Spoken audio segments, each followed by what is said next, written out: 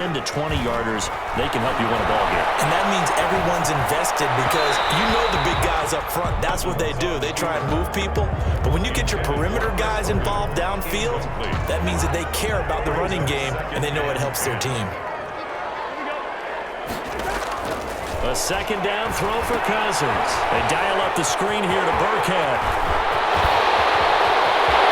There he goes, right side.